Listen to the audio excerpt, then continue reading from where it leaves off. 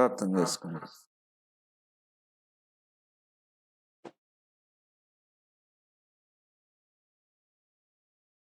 ప్రేమ కలిగిన దేవ, నీకు స్తుతి చెల్లించుకొనుచున్నాం. నీ సన్నిధికి వచ్చి మేము ప్రార్థిస్తుండగా, వాక్యం ధ్యానిస్తుండగా మమ్మల్ని అంగీకరించు. నీ వర్తమానం మమ్మల్ని బలపరిచింది, ఒక మార్గమును చూపించింది. ఈ యొక్క అంత్యకాలంలో మేము చాలా జాగ్రత్తగా, మెలకుగాను మరియు ధైర్యంగాను, దేనికి భయపడిన వారుగా ఉండవలసి ఉన్నది. కాబట్టి నువ్వు మమ్మల్ని కనికరించు. నీ వాక్యం వల్ల మమ్మల్ని మేము తండ్రి ఎక్విప్ చేసుకుంటూ స్ట్రెంత్ కలిగిన వారుగా ఉండాలి. సహాయం అనుకో. యేసుక్రీస్తు నామమున వేడుకొనుచున్నాం తండ్రి, ఆమేన్. రెవల్యూషన్ సిరీస్లో ప్రకటన ధ్యానాల్లో మనం 3వ సంఘం గురించి ధ్యానించుకుందాం. ప్రకటన గ్రంథము 2వ అధ్యాయము 12వ వచనం చూడండి. ప్రకటన గ్రంథము 2వ అధ్యాయము 12వ వచనం.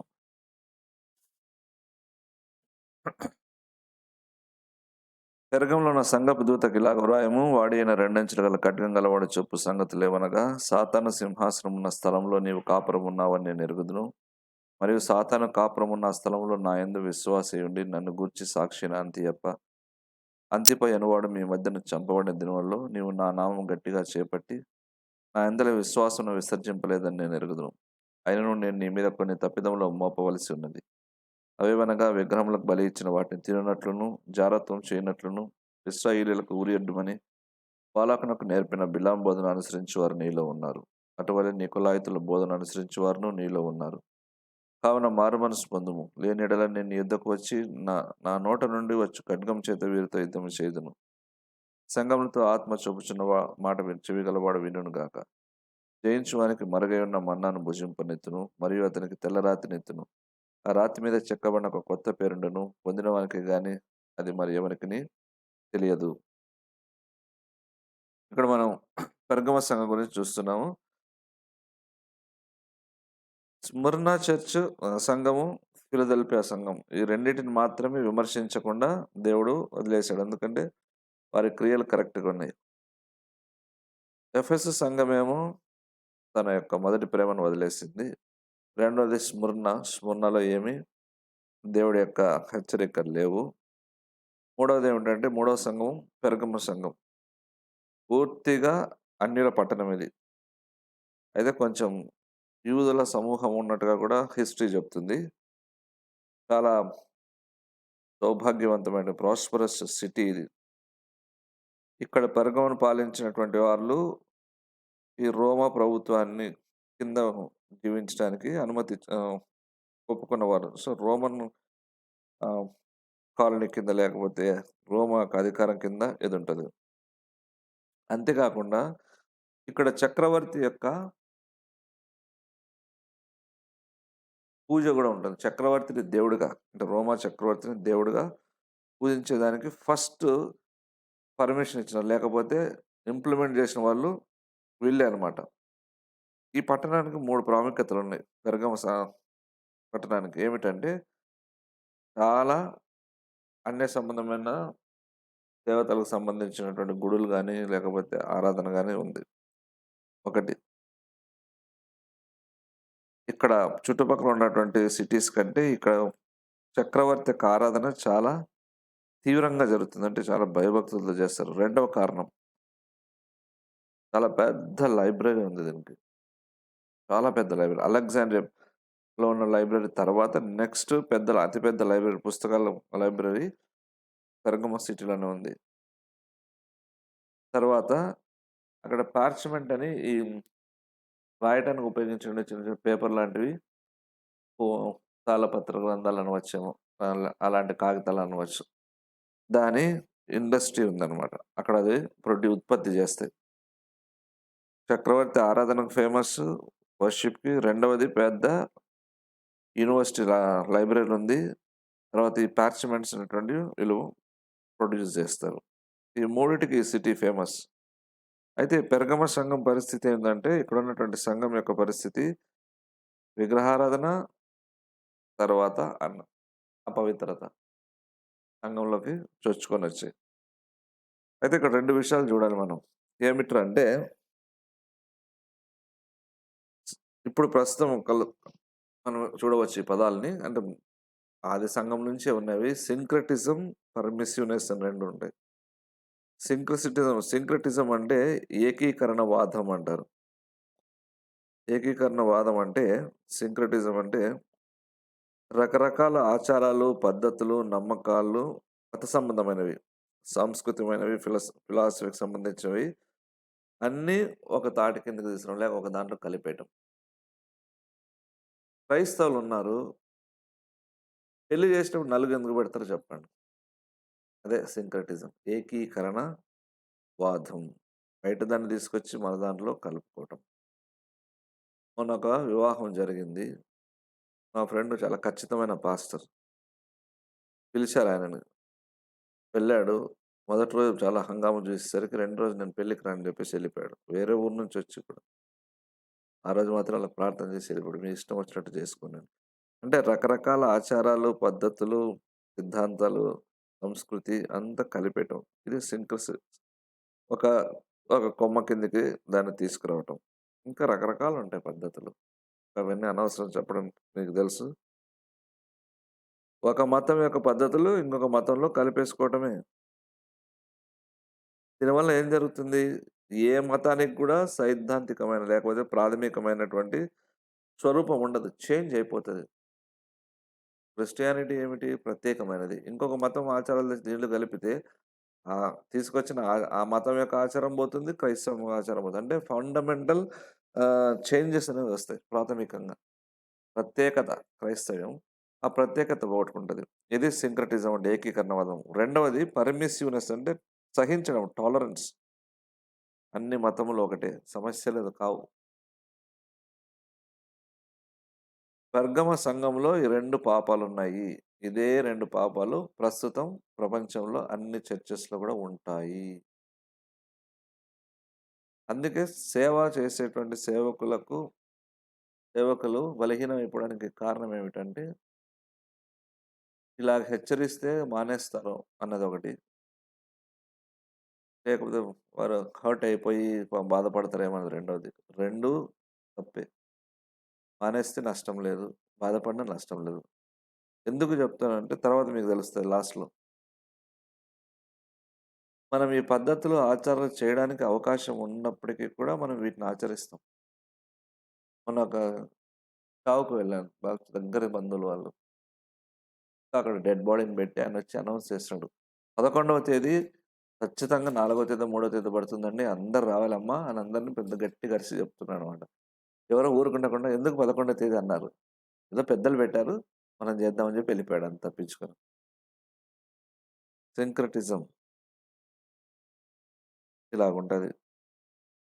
దానివల్ల ఖచ్చితంగా మనుషులు నష్టం అనుభవించాల్సింది. ఏం చేయలేం. ప్రస్తుత క్రైస్తవంలో గూడా ఈ ఏకీకరణవాదము, ఈ యొక్క టాలరెన్స్, పర్మిసివ్‌నెస్ అంటే మిగతా వాటిని అనుమతించడము, ఇవన్నీ గూడా 2 ఉన్నాయి. మొదటి భాగం చూస్తే ఇక్కడ ఏం చూడొచ్చంటే, దేవుడు, క్రీస్తు ఈ సంఘానికి ఎలా తను తాను పరిచయం చేసుకుంటున్నాడు. మొదటి భాగం 12వ వచనం.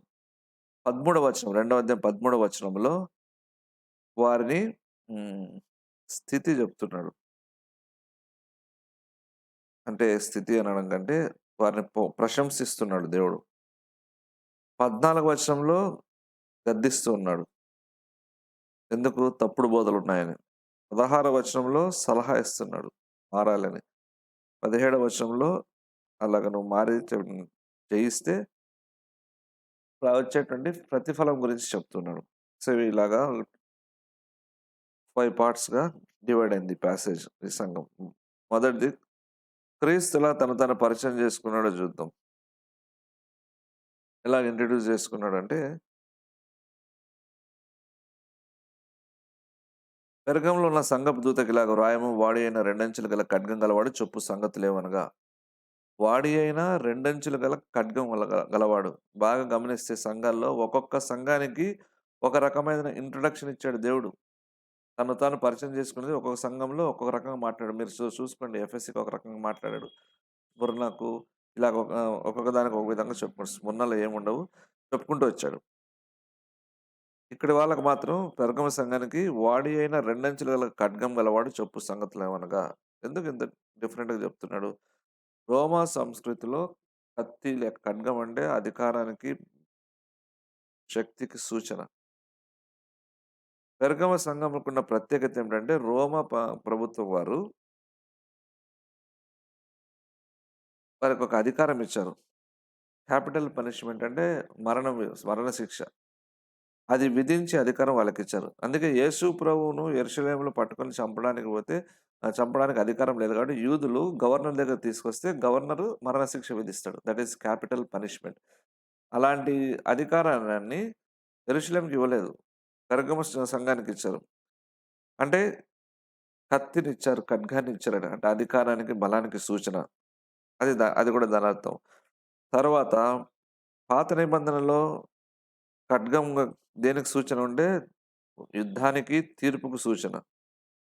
రోమన్స్‌కి మాత్రం పవర్. అయితే మనం ఇక్కడ వెలుగులో చూసినట్టయితే ఇది వాక్యము. రెండంచులు గల ఖడ్గం గలవాడు. వాడి అయిన రెండంచులు గల ఖడ్గం ఏంటంటే దేవుని వాక్యం. 1:16 నేను చదువుతాను. ప్రకటన 1:16. ఆయన తన కుడి చేత 7 నక్షత్రములు పట్టుకొని ఉండెను. ఆయన నోట నుండి రెండంచులు గల వాడైన ఖడ్గం ఒకటి బయలు వెలుచుండెను.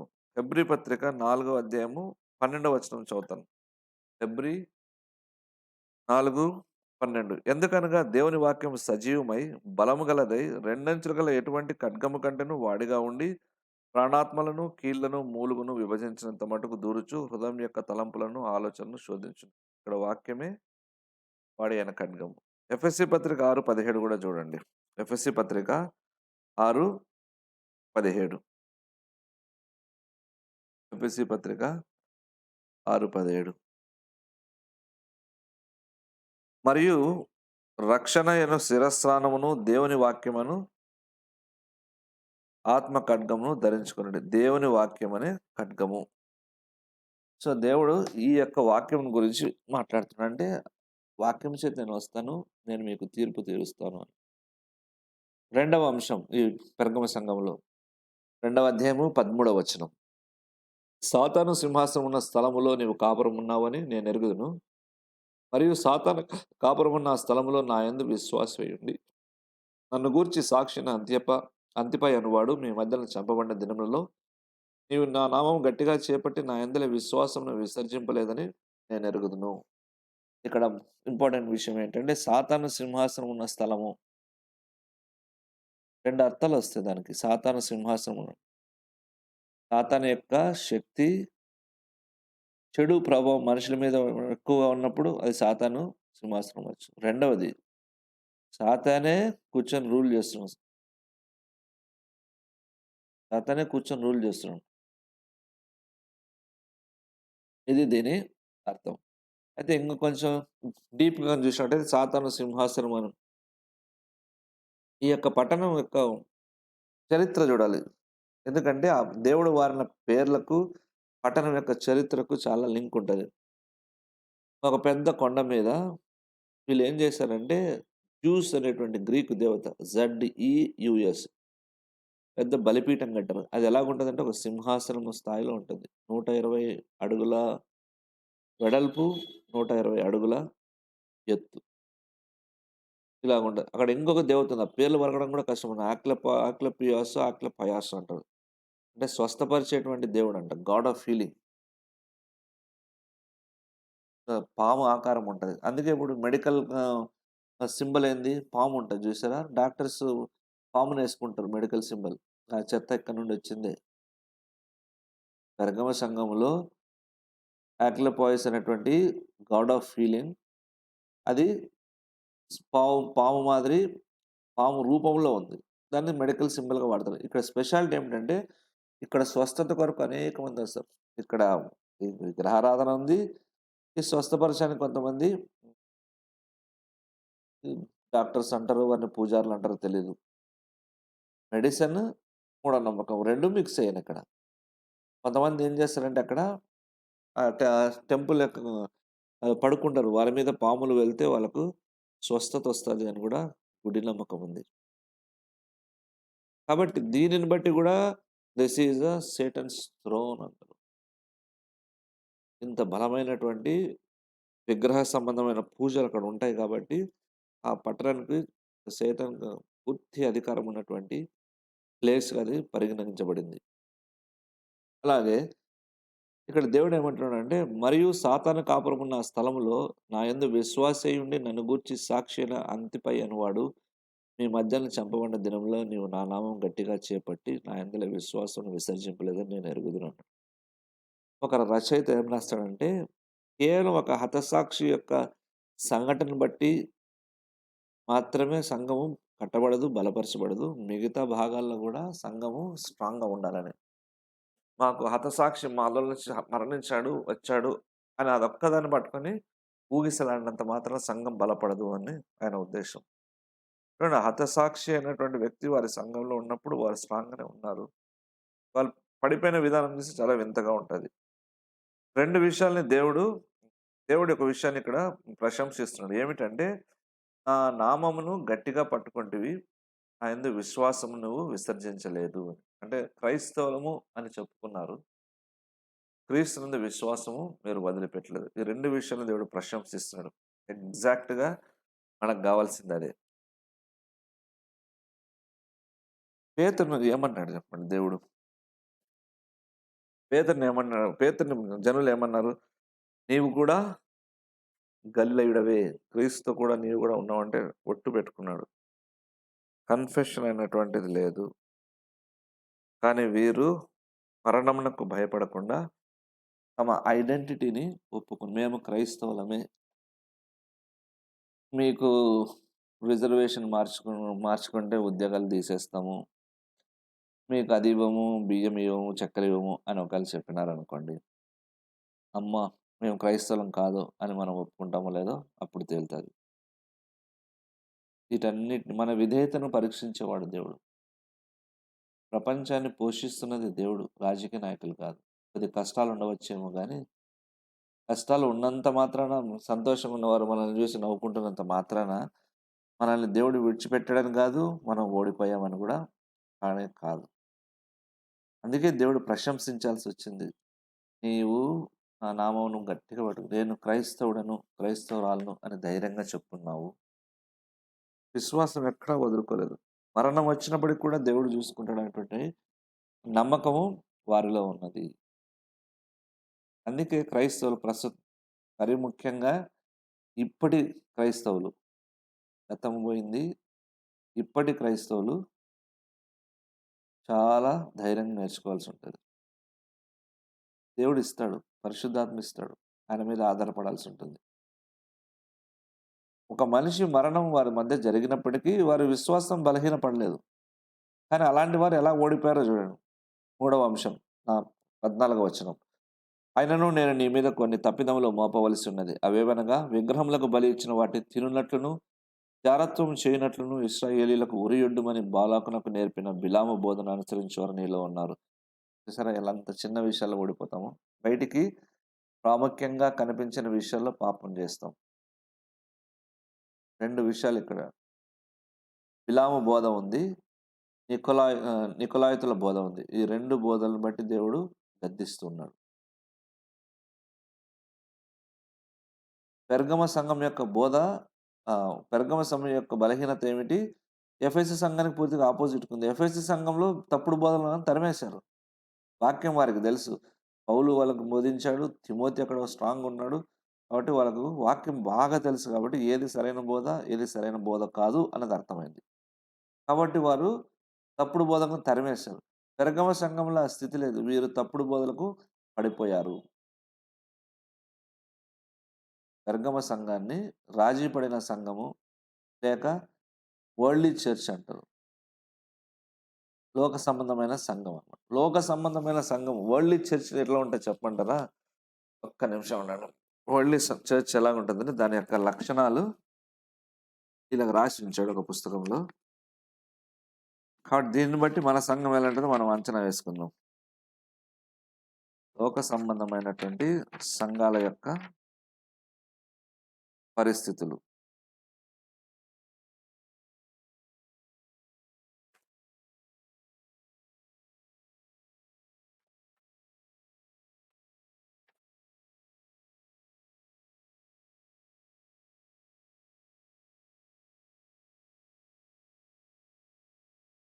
ఆ! 4 విషయాలు సంఘాన్ని లోకంలోకి తీసుకెళ్ళబోతుంది. అంటే makes the church worldly. First విషయం ఏమిట్రా అంటే, లోక సంబంధమైనటువంటి కార్యక్రమాల్లో పాల్గొనే సంఘస్థుల వలన సంఘము వరల్డ్‌లీగా తయారవుతుంది. రెండవ కారణము, వాళ్ళ ఇళ్లల్లోనూ, సంఘములో సభ్యులైనటువంటి వారి ఇళ్లల్లోనూ, వారి చర్చిల్లోనూ ఈ లోక సంబంధమైనటువంటి కార్యక్రమాలు ఎవరైతే అనుమతిస్తారో, ఎక్కడైతే అనుమతింపబడుతదో అక్కడ గూడా చర్చు లోక సంబంధమైనది అవుతది. మూడవ కారణం, పశ్చాత్తాపపడకుండా, నిజమైన రక్షణ పొందకుండా, మనుషులకు బాప్తిసం ఇచ్చి వారిని సంఘ సభ్యులుగా చేసుకుంటూ ఉన్నటువంటి సభ్యులు ఉన్నటువంటి సంఘం గూడా వరల్డ్‌లీ సంఘం. బాగా వినండి. పశ్చాత్తాపపడకుండా పాపం విషయం బాప్తిసం తీసుకున్నటువంటి వారిని సభ్యులుగా చేర్చుకుంటూ నడిపిస్తున్న సంఘం గూడా వరల్డ్‌లీ సంఘం అవుతది. నాలుగవ కారణం, తప్పుడు బోధలు, తప్పుడు ప్రసంగాలు అనుమతించినట్టయితే సంఘము లోక సంబంధం అవుతుంది. 4 విషయాలు బాగా గమనించండి. లోక సంబంధమైన వాటిలో పాల్గొనే సభ్యులున్న సంఘము, తమ ఇళ్లలోనూ, చర్చిల్లోనూ లోక సంబంధమైన వాటిని అనుమతించే సంఘము, రక్షణ పశ్చాత్తాపం లేకుండా బాప్తిసం ఇచ్చి వాళ్ళు మా సంఘంలోకి చేర్చుకునేటువంటి సంఘము, తప్పుడు బోధల్ని, తప్పుడు ప్రసంగాలను అనుమతించే సంఘము, ఈ సంఘము వరల్డ్‌లీ సంఘం అవుతుంది. లోక సంబంధమైన సంఘం అంటే రకరకాల పద్ధతులు, ఆరాధనలు. ఒక సంఘం ఎప్పుడు వరల్డ్‌లీగా అవుతుంది చెప్పమంటారా? దేవుని వాక్యము లేనప్పుడు.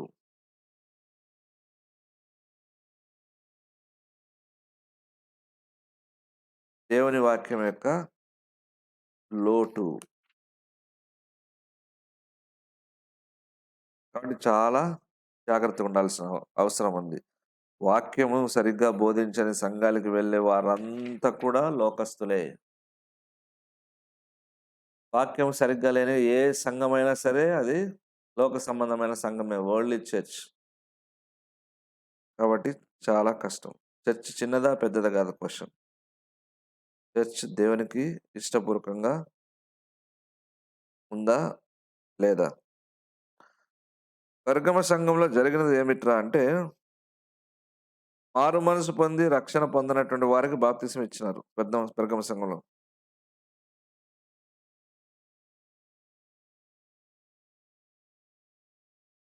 సంఘం ఎలాగుందంటే, కొంతమంది బహుత్యాగం చేసి క్రీస్తు కొరకు జీవిస్తుంటే, సగం మంది ఏమో లోకరీతిగా జీవిస్తూ ఇష్టం వచ్చినట్టుగా ప్లెజర్స్, ఆస్తులు సంపాదించుకొని విచ్చలవిడిగా సుఖాలు, సౌఖ్యాలు అనుభవిస్తున్నారు. ఇది పెర్గమ సంఘంలో జరిగినటువంటి విషయం. విపరీతమైన తప్పుడు బోధలకు, విపరీతమైనటువంటి లోకానికి సూచనగా ఉంటుంది ఈ యొక్క పెర్గమ సంఘం. భక్తి, లోకము 2 కలిసి ఉన్నటువంటి సంఘమే పెర్గమ సంఘం. బాగా గమనించండి. భక్తి, లోకం. చాలా జాగ్రత్తగా ఉండాలి. ఒక్కొక్కరు ఎలాగ జీవిస్తున్నారు, చర్చిలో ఉన్నారు ఎలాగో, బయట ఇప్పుడు చెప్పా కదా, ఏకీకరణవాదం, సింక్రటిజంకి లోనవుతున్నారా? ఇలాంటి వారందరికీ దేవుడు ఖచ్చితంగా తీర్పు తీస్తాడు. క్షమిస్తాడు, నరకానికి పంపడు. కానీ దేవుడు ఏం చేస్తాడంటే, ఎవరికి తగినటువంటి తీర్పు వారికి సిద్ధం చేసి ఉంటాడు. కాబట్టి ఏమీ జరగదులని ఇష్టం వచ్చినట్టుగా జీవించడానికి కుదరదు. లెక్క అప్పగించవలసిందే. ఇక్కడ వీళ్ళు బిలాము బోధలు, నికోలాయితు బోధల్ని వీరు అనుసరించారు. కానీ అపోస్తల కార్యం 15, 19, 20 ఏముంది?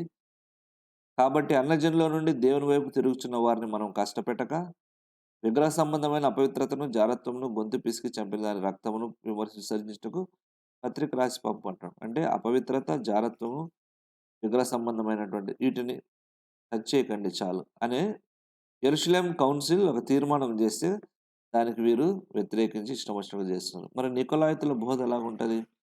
ఏమిటంటే, జీవితం ధన్యకరమైంది, అదృష్టం ఉన్నది అంటే, దాంట్లో సుఖము, సౌఖ్యం ఉండాలి అని వాళ్ళు బోధించడం మొదలుపెట్టారు. పాపం చాలామంది అక్కడ ఏమనుకున్నారు, ఇది ఆత్మఫలం గదా! జాయ్ సంతోషం అంటే ఆత్మఫలం గదా! కాబట్టి మనం సంతోషంగా ఇక్కడ వీళ్ళు విగ్రహ సంబంధాంట్లో పాల్గొనొచ్చు, ఆ జారత్వంలో పాల్గొనొచ్చు, తినొచ్చు అనుకున్నారు.